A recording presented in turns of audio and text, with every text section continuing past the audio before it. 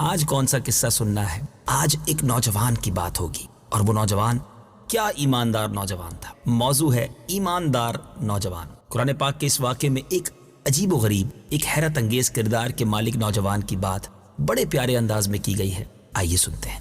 اصحاب الاخدود کے بارے میں مفسرین کا اختلاف ہے کہ یہ کون لوگ تھے اور ان کا کیا واقعہ تھا۔ اس بارے میں حضرت صہیب رضی اللہ تعالیٰ عنہ سے روایت ہے کہ اگلی امتوں میں ایک بادشاہ تھا جو خدائی کا دعویٰ کرتا تھا، اور ایک جادوگر اس کے دربار کا بہت ہی مقرب تھا۔ ایک دن جادوگر نے بادشاہ سے کہا کہ میں اب بوڑھا ہو چکا ہوں، لہٰذا تم ایک لڑکے کو میرے پاس بھیج دو تاکہ میں اس کو اپنا جادو سکھا دوں۔ چنانچہ بادشاہ نے ایک ہوشیار لڑکے کو جادوگر کے پاس بھیج دیا۔ لڑکا روزانہ جادوگر کے پاس آنے جانے لگا، لیکن راستے میں ایک ایماندار راہب رہتا تھا۔ لڑکا ایک دن اس راہب کے ساتھ بیٹھا۔ وہ راہب ایمان والا تھا۔ اس کی باتیں لڑکے کو بہت پسند آ گئی۔ چنانچہ لڑکا جادوگر کے پاس جانے آنے میں روزانہ اس بزرگ کے پاس بیٹھنے لگا۔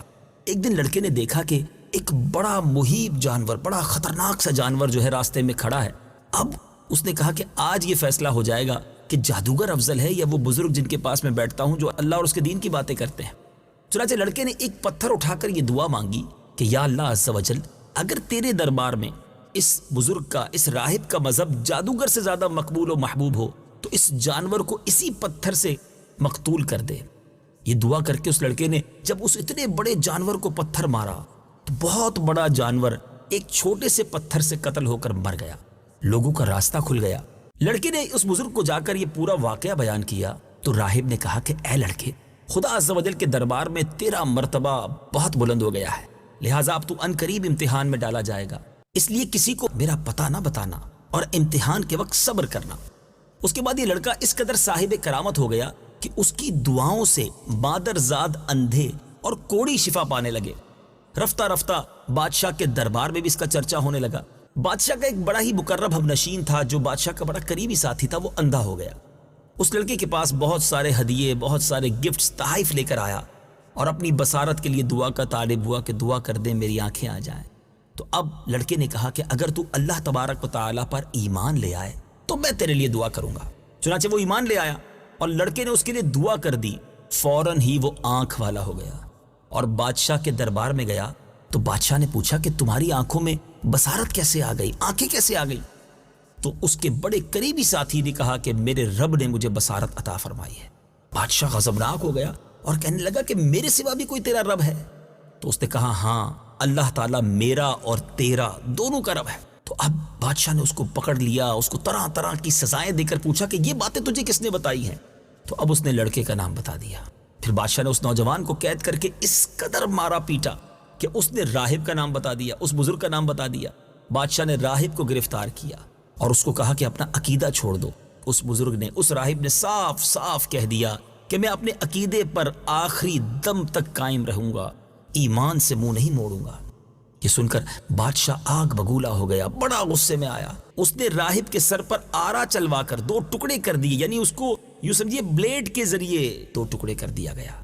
اس کے بعد بادشاہ نے اپنے مقرب ہم نشین کے سر پر، اپنے بڑے قریبی ساتھی کے اوپر بھی جو اللہ پر ایمان لایا تھا اس بنا پر، اس پر بھی آرا چلوا دیا، اس کے بھی 2 ٹکڑے کروا دیے۔ اب لڑکے کو، اس نوجوان کو سپاہیوں کے سپرد کیا اور حکم دیا کہ اس کو پہاڑ کی چوٹی پر لے جاؤ اور اوپر سے دھکا دے دو۔ اب اس لڑکے کو جب پہاڑ پر لے جایا گیا تو وہاں اس نے دعا مانگی۔ ایک زلزلہ آیا اور بادشاہ کے سپاہی زلزلے کے جھٹکوں سے ہلاک ہو گئے، اور لڑکا سلامتی کے ساتھ پھر بادشاہ کے سامنے آ کر کھڑا ہو گیا۔ پھر بادشاہ نے غیظ و غضب میں بھر کر حکم دیا کہ اس لڑکے کو کشتی پر بٹھا کر سمندر میں لے جاؤ اور سمندر کی گہرائی میں لے جا کر اس کو سمندر میں پھینک دو۔ چنانچہ بادشاہ کے سپاہی اس کو کشتی میں بٹھا کر لے گئے۔ کشتی میں جانے کے بعد اس لڑکے نے پھر دعا مانگی تو اب میرے میٹھے اسلامی بھائیوں، وہ کشتی جو تھی وہ غرق ہو گئی پانی میں، سب سپاہی ہلاک ہو گئے۔ لڑکا پھر صحت و سلامتی کے ساتھ بادشاہ کے سامنے آ کر کھڑا ہو گیا۔ بادشاہ حیران رہ گیا کہ کوئی تدبیر کارگر نہیں ہو رہی، اس کو مارنے میں ہم کامیاب نہیں ہو رہے۔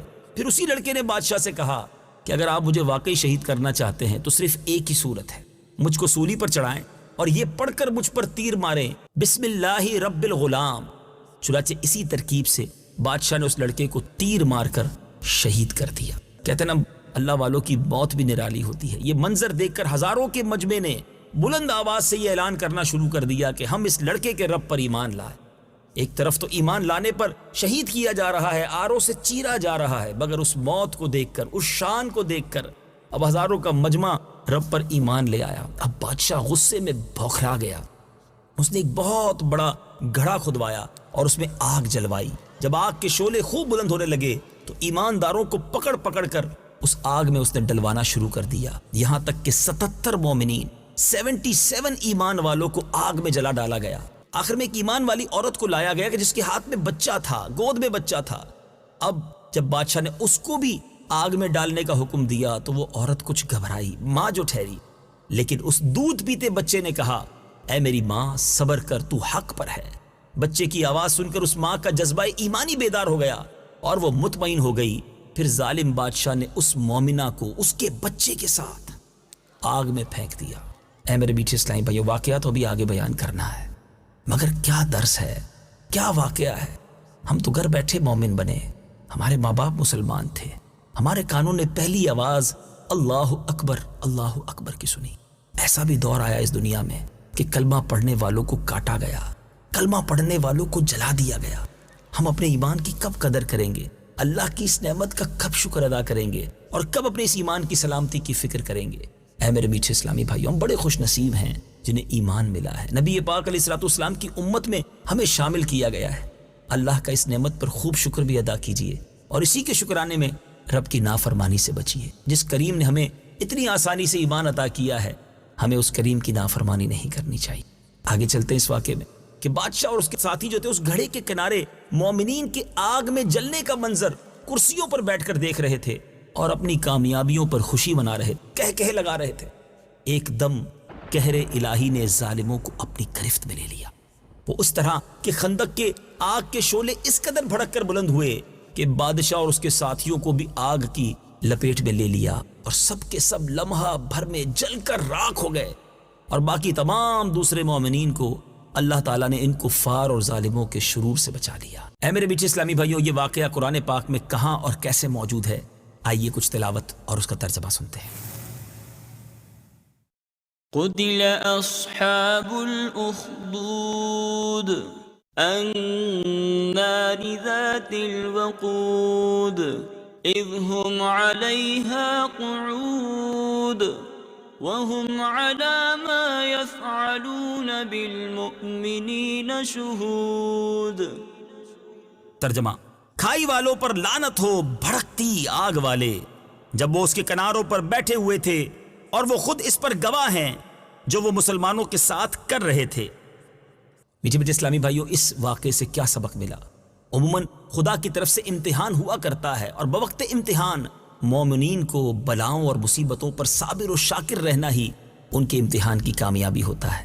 یہ بھی معلوم ہوا کہ ایمان کامل کی نشانی یہی ہے کہ راہ خدا میں جو مشکلات آئیں، جو پریشانی آئے، ان مصیبتوں اور تکلیفوں سے گھبرا کر کبھی تذبذب میں، ہیزیٹیشن میں مبتلا نہیں ہوتے، بلکہ مومن خواہ پھولوں کے ہار کے نیچے ہو یا تلوار کے وار کے نیچے ہو، پانی میں غرق کیا جائے یا آگ کے شعلوں میں جلایا جائے، ہر حال میں بہر صورت وہ اپنے ایمان پر استقامت و استقلال کے ساتھ پہاڑ کی طرح قائم رہتا ہے، اور اس کا خاتمہ ایمان پر ہی ہوتا ہے۔ یہ وہ سعادت عظمیٰ ہے جس کو نصیب ہو جائے اس کی خوش بختیوں کی معراج ہو جاتی ہے، اور وہ خدا عز و جل اور اس کے رسول علیہ الصلوۃ والسلام کی بارگاہ میں وہ قرب حاصل کر لیتا ہے کہ آسمانوں کے فرشتے اس کے اعلیٰ مراتب کی سر بلندیوں کے مداح اور ثناخواں بن جاتے ہیں۔ اللہ مجھے بھی، آپ کو بھی جوش ایمانی نصیب فرمائے، ایمان کی قدر کرنا نصیب فرمائے، قرآن پاک پڑھنا اور اسے سمجھنے کا جذبہ نصیب فرمائے۔ اللہ کریم ہم سب کے دلوں کو فیضان قرآن سے منور فرمائے۔ مدنی چینل دیکھتے رہیے، اگلے سلسلے میں ایک اور قرآن کا واقعہ لے کر حاضر ہوں گے۔